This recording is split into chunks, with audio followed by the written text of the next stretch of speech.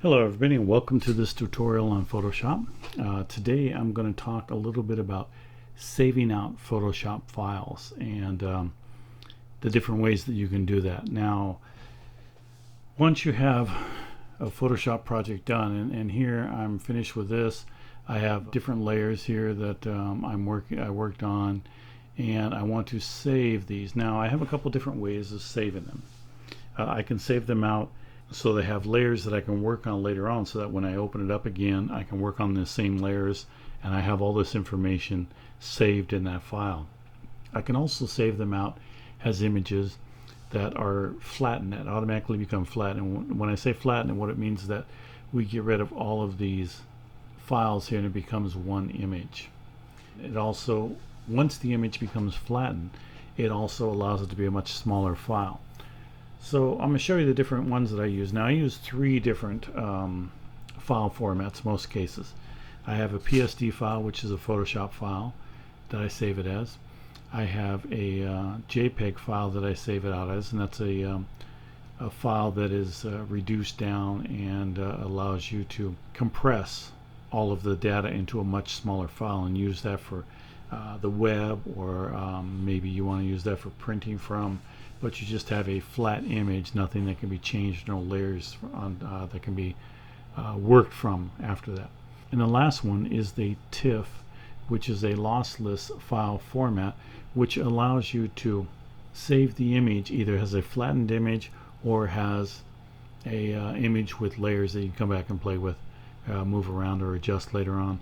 And the TIFF is a very large file format that retains all of the data, and no matter how many times you save it, it's always going to save the same amount of data, exactly the same, whereas a JPEG can over time lose some of the information. If you just keep working with it, you can lose some of the data in it. So those are the three file formats that I mainly deal with. There are a couple others, but I'm not going to deal with them today. I'm just working with formats that are photographic in nature. So to save this out, I'm going to go up here to File, and now if I just want to save it as a Photoshop file back in the same place that I had it before, I can easily do that by just going to the Save button or pressing Command Save or Control Save, depending on what you're using. Now, but I want to save as, because I want to place it in a location, and I've already picked it, so it's going to go back to that, but it's going to be my test images here on my desktop, and this is the file folder that I want it to be in. And I'm going to save it as a vodka bottle, and I'm going to get rid of the number here because that number is only there for my identification. So it's going to be a PSD file, and you can see this says Photoshop right here, and that's the default. And when you click on this, you can see that that's the default. At the very top is the Photoshop. Now next one I'm going to deal with will be the JPEG, and then I'm going to deal with the TIFF. The PNG is nice because you can save, let's say you have something with a clear background, it will save that and transfer on over that information, whereas a JPEG will automatically put a white background or some background behind a transparent background that you have. So we're going to save it as Photoshop with the layers, and you can see that if I click that off, it must be saved with layers. So, and there's no reason not to, because that's the whole idea of saving it as a Photoshop file with layers, is so that you can use them, open it up later on and work with. Now down at the bottom it shows that it's saving down here, and you can see that it goes to 99% right away, but it takes a little bit of time for it to save all that information, because it has a lot of information that it's carrying over into that file.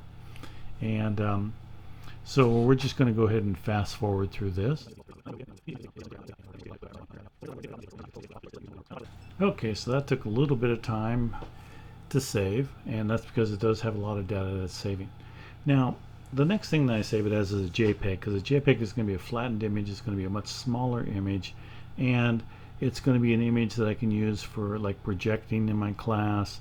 I can use it for putting it up on the web, or I can use it to print from too, because it does have enough quality where I can print from too.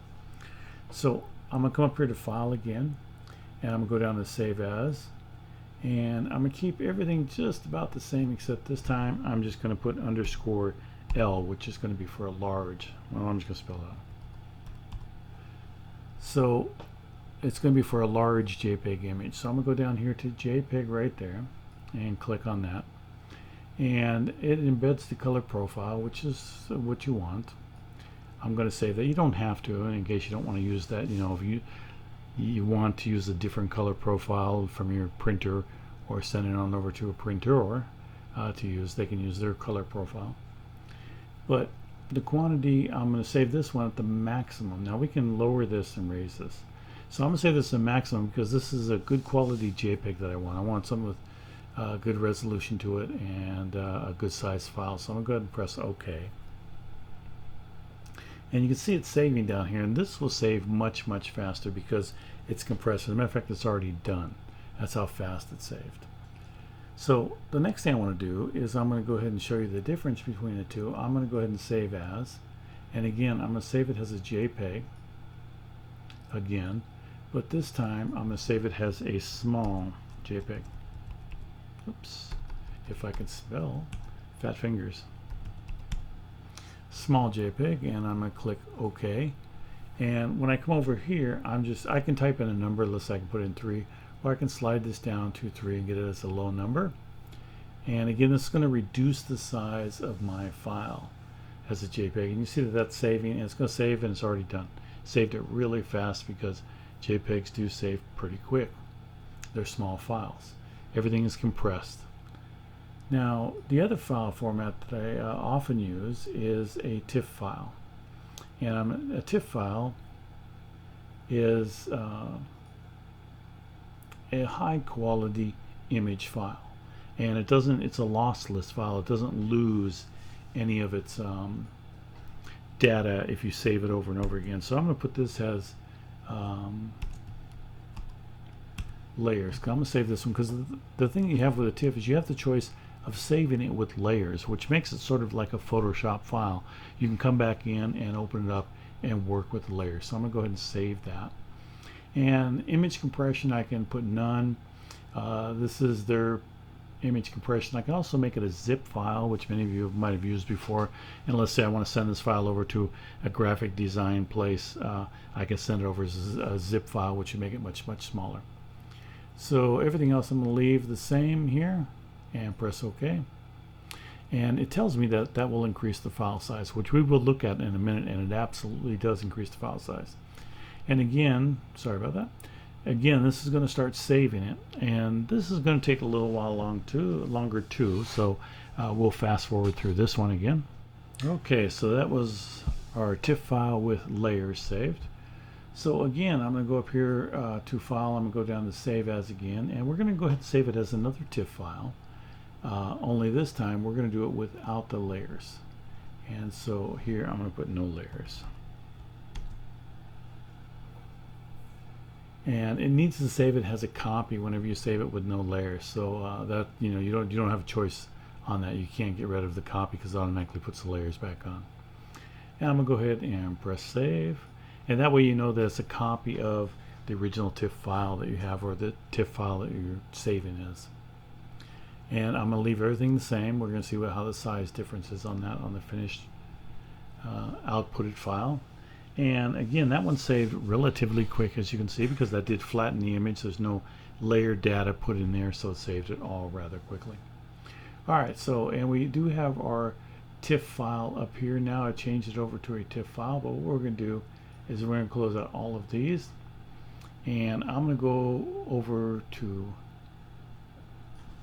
bring in my Finder here where I saved everything, and we're going to take a look at some of these. So here's the JPEG, the vodka bottle large JPEG file, and we can see that it's 11 megabytes. So the dimensions and the resolution is still the same, but it's a large file. This is the large file, the large JPEG, which is small. 11 megabytes isn't all that big.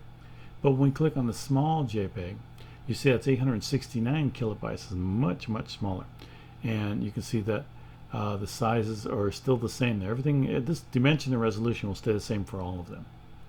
Now if we go on over to our layer TIFF file here, you can see that that's 2.79 gigabytes, and you see that the image is going to take a little bit of time before it displays that for us to see. and that's because that file is rather huge. So 2.79 gigabytes, and we'll wait a little bit. I'll fast forward this too. Alright, here's our image. And then I'm going to go ahead and put the TIFF with no layers. Now notice this is 2.79 gigabytes. And we click on this one, it's 126.2 megabytes, which is much smaller, but it is a rather large single file. So this again is a flattened image. And then if we look here, here is our PSD file, and this one is 659.4 megabytes. So this is actually a little bit smaller than the TIFF file. So what I want to do here is I'm going to click on all these, and I'm going to right click and open with, and I'm going to open up all these back into Photoshop. So we'll let them take a little bit of time to open all of those back up.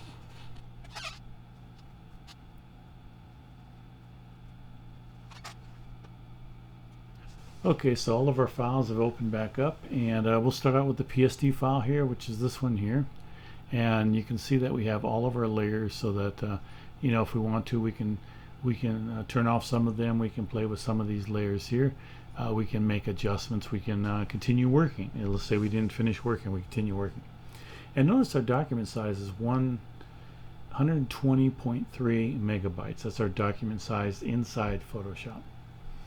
Now the next one I want to go to is the TIFF with layers, and I'm going to click on that, and you see that the TIFF also has layers, and the TIFF also has layers that we can work with and edit and work just like we're in Photoshop.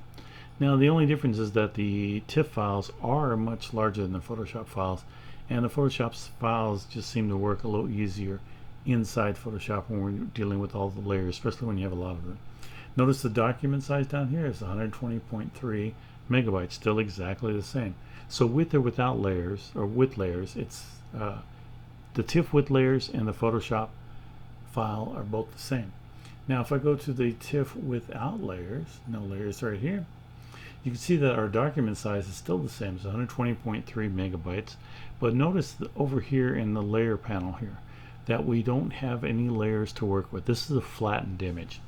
So if you wanted to send, let's say, a print or a high quality image that doesn't contain layers, so that they can't mess with the image or play around with it, you just want to send them a flattened high quality image, you could send them a TIFF. And in that case, I would probably go ahead and zip that file before I sent it, that you saw in the last step of the TIFF when you were saving it. But so all three of these files were exactly the same size inside of Photoshop. Now let's go to our JPEG large, which is this one here, and we'll click on that. And again, this one has a single layer. It's a flattened image. All the layers were flattened into one image, so there's nothing that you can do inside Photoshop to you know, separate these out unless you actually cut them out, like as if you're starting from original image. Notice the file size is 6.2 megabytes. And then if we go on over to, let me find our JPEG small right here, we see that that's 6.2 megabytes also. So it's the exact same size, the small and large. The only difference is it's compressed more in the actual JPEG file. So I don't know if you are picking this up or not, but let me go to the large one here. The large one has smooth coloring here. Let me just zoom in a little bit. So notice this, the large one has relatively smooth coloring coming across here. But if I go to the smaller JPEG and you zoom in, see how we get this banding coming across here? And hopefully you can see that in the video. So that's the difference. We have a higher quality image to work with in the larger JPEG as compared to the smaller one, if you were going to go back in. But if you really were going to go into Photoshop and you wanted to work with it, you're better off going in as a PSD file, because that one is going to give you the best results, and as far as no banding and working with all your layers. So hopefully that gives you some information on how to save the files and why we would save them, for what reasons, and how to work with your images. Now 90% of the time, if I'm working in Photoshop, I'm going to save an image out. If I'm finished with them, I'm going to save it out as my Photoshop file. I'm going to save it again as my Photoshop file so that I can work on it again. And I'm going to save it as a JPEG generally a large JPEG because I can reduce it down if I want to put it up on the web afterwards, but I can save a small and a large JPEG so I have one of each for whatever I need it for. It's not going to take that much more space, JPEG size. I very seldom save as a TIFF, but if somebody would request that, if a magazine requests a TIFF file, that's absolutely what I would save it as, and I'd most likely save it as a flattened one. I would probably never myself save a TIFF file with layers because I can do the same thing with Photoshop files. So I hope you appreciate the information there. Please do subscribe to the channel. I will have more Photoshop tutorials, starting with very basic stuff and working our way through. I appreciate you joining me now, and thanks for watching.